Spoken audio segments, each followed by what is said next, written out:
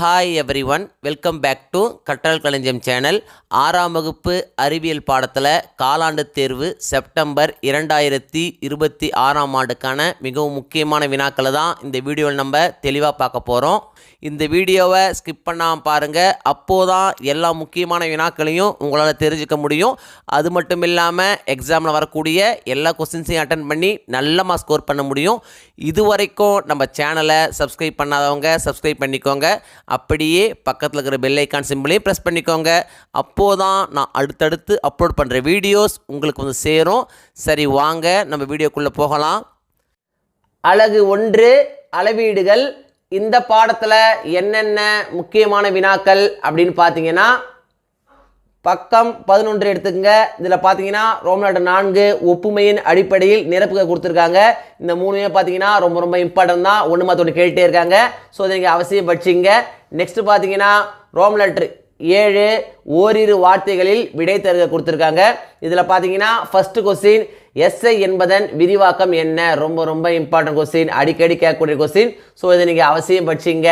Next பார்த்தீங்கன்னா third question, பொருந்தாததை தேர்ந்தெடு. Kilogram, millimetre, centimetre, nanometre. இதுவும் பார்த்தீங்கன்னா ரொம்ப இம்பார்ட்டன்ட் கொஸ்டின் தான், அடிக்கடி கேட்கக்கூடிய கொஸ்டின். ஸோ இதையும் நீங்கள் அவசியம் படிச்சிங்க. நெக்ஸ்ட் பார்த்தீங்கன்னா ஃபோர்த்து கொஸ்டின், நிறையின் எஸ்ஐ அலகு என்ன? இதுவும் பார்த்தீங்கன்னா ரொம்ப இம்பார்ட்டன்ட் கொஸ்டின் தான். ஸோ இதையும் நீங்கள் அவசியம் படிச்சிங்க. நெக்ஸ்ட் பார்த்தீங்கன்னா ரோமன் லெட்டர் 8 சுருக்கமாக விடையளி கொடுத்துருக்காங்க.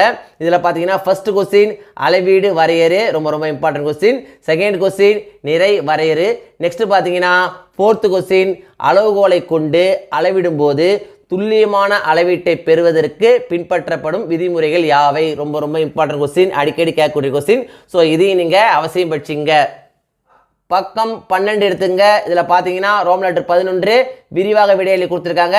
இதில் ஃபர்ஸ்ட் கொஸ்டின், வளைகோடுகளின் நீளத்தை அளக்க நீ பயன்படுத்தும் 2 முறைகளை விளக்குக. ஒரு சில கொஸ்டின் இதையும் கேட்குறாங்க.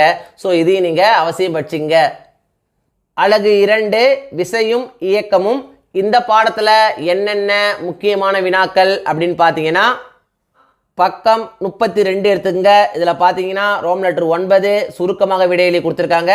இதில் பார்த்தீங்கன்னா ஃபர்ஸ்ட் கொஸ்டின் விசை வரையறு, ரொம்ப இம்பார்ட்டன்ட் கொஸ்டின், அடிக்கடி கேட்கக்கூடிய கொஸ்டின். ஸோ இதை நீங்கள் அவசியம் படிச்சிங்க. நெக்ஸ்ட் பார்த்தீங்கன்னா ஃபோர்த்து கொஸ்டின், பூமியின் சுழற்சி கால ஒழுங்கு இயக்கமாகும், காரணம் கூறு. இதுவும் பார்த்தீங்கன்னா ரொம்ப இம்பார்ட்டன்ட் கொஸ்டின் தான். நெக்ஸ்ட் பார்த்தீங்கன்னா ஃபிஃப்த் கொஸ்டின், சுழற்சி இயக்கம் வளைவுப்பாதை இயக்கம் வேறுபடுத்துக, அடிக்கடி கேட்குறாங்க. நிச்சயமாக எக்ஸாம் வர வாய்ப்புள்ள ஒரு கொஸ்டின். ஸோ இதை நீங்கள் அவசியம் படிச்சிங்க. நெக்ஸ்ட் பார்த்தீங்கன்னா ரோமன் லெட்டர் 10 கணக்கீடு கொடுத்துருக்காங்க. இதில் பார்த்தீங்கன்னா ஃபர்ஸ்ட் கொஸ்டின், ஒரு வண்டியானது 5 மணி நேரத்தில் 400 கிலோமீட்டர் தூரத்தை கடந்தால் வண்டியின் வேகம் என்ன?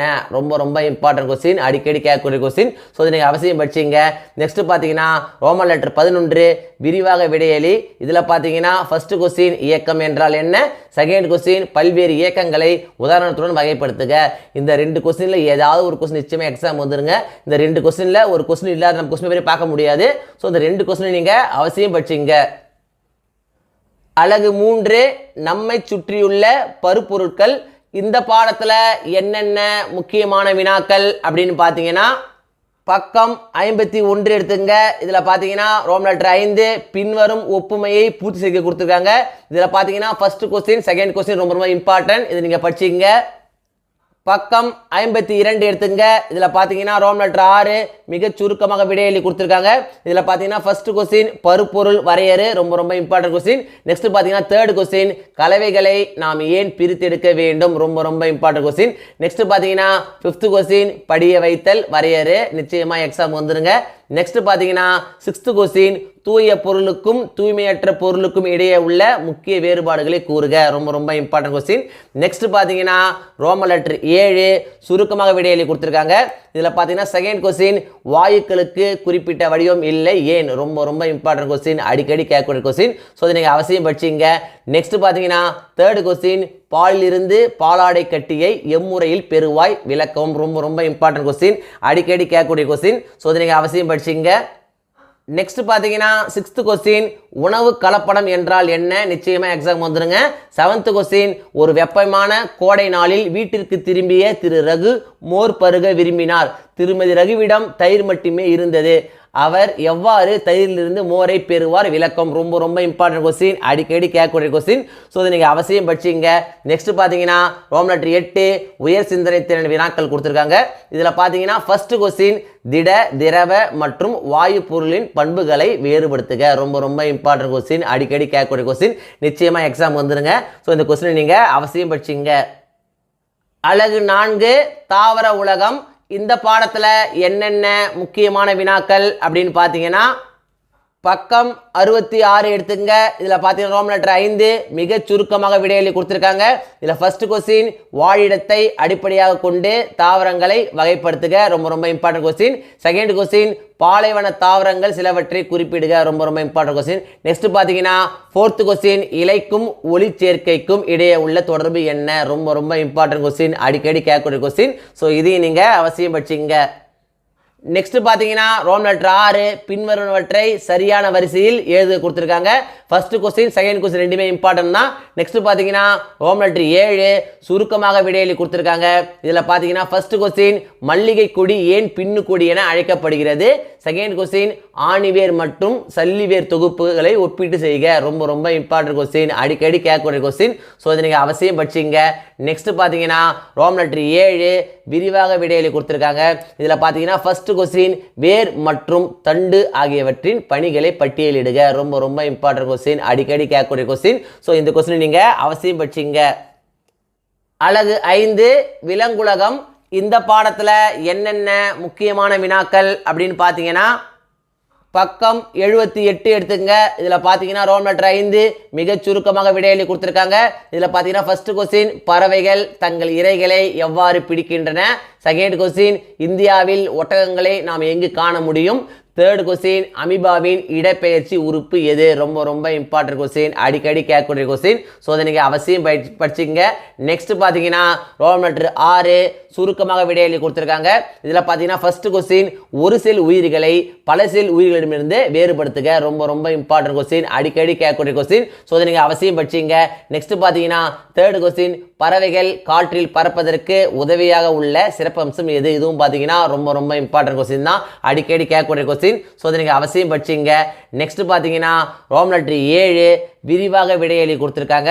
இதில் பார்த்தீங்கன்னா ஃபர்ஸ்ட் கொஸ்டின் பாலைவனங்களில் வாழ்வதற்கேற்ப ஒட்டகங்களில் காணப்படும் தகவமைப்புகளை விவரி. ரொம்ப ரொம்ப இம்பார்ட்டன்ட் கொஸ்டின், அடிக்கடி கேட்கக்கூடிய கொஸ்டின். ஸோ இந்த கொஸ்டின் நீங்கள் அவசியம் படிச்சிங்க. அலகு 6 உடல் நலமும் சுகாதாரமும்.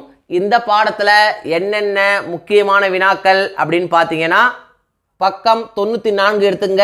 இதில் பார்த்தீங்கன்னா ரோம் லெட்டர் 4 பின்வரும் ஒப்புமைகளை பூர்த்தி செய்ய கொடுத்துருக்காங்க. இதில் பார்த்தீங்கன்னா அந்த 4 கொஸ்டினுமே ரொம்ப ரொம்ப இம்பார்ட்டன்ட் தான். ஒன்று மாற்றி ஒன்று கேட்டே இருக்காங்க. ஸோ இந்த 4 கொஸ்டின் நீங்கள் அவசியம் படிச்சிங்க.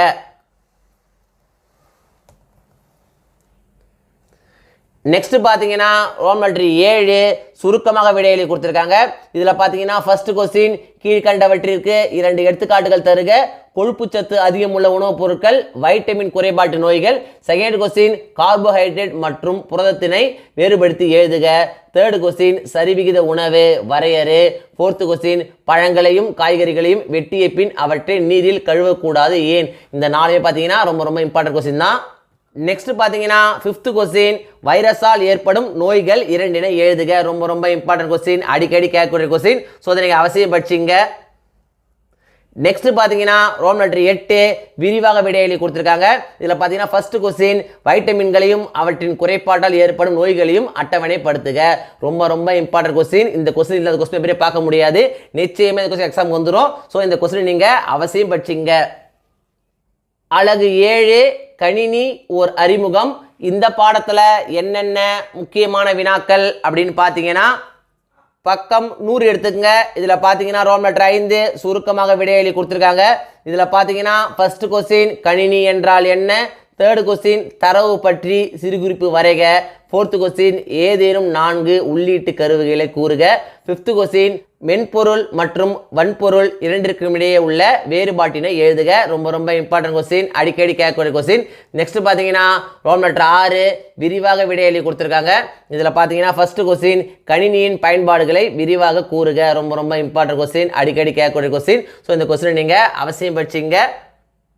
காலாண்டு தேர்வை பொறுத்த வரைக்கும் இந்த வீடியோவில் நான் கொடுத்துருக்கிற இந்த கொஸ்டின்ஸை மட்டும் நீங்கள் படித்தா போதும். எக்ஸாமில் வரக்கூடிய எல்லா கொஸ்டின்ஸையும் அட்டன் பண்ணி நல்ல மார்க்ஸ் ஸ்கோர் பண்ண முடியும். 1 மார்க்ஸை பொறுத்த வரைக்கும் இம்பார்ட்டன்ட் 1 மார்க்ஸ் அப்படின்னு படிக்காதீங்க, எல்லா 1 மார்க்ஸையும் படிங்க. அப்போது தான் 1 மார்க் செக்ஷனில் உங்களால் ஃபுல் மார்க்ஸ் ஸ்கோர் பண்ண முடியும். இந்த வீடியோ நிச்சயம் உங்களுக்கு யூஸ்ஃபுல்லாக இருந்திருக்கும்னு நம்புகிறேன். இந்த வீடியோ உங்களுக்கு பிடிச்சிருந்தா லைக் பண்ணுங்கள், கமெண்ட் பண்ணுங்கள், மறக்காமல் உங்கள் ஃப்ரெண்ட்ஸுக்கும் ஷேர் பண்ணுங்கள்.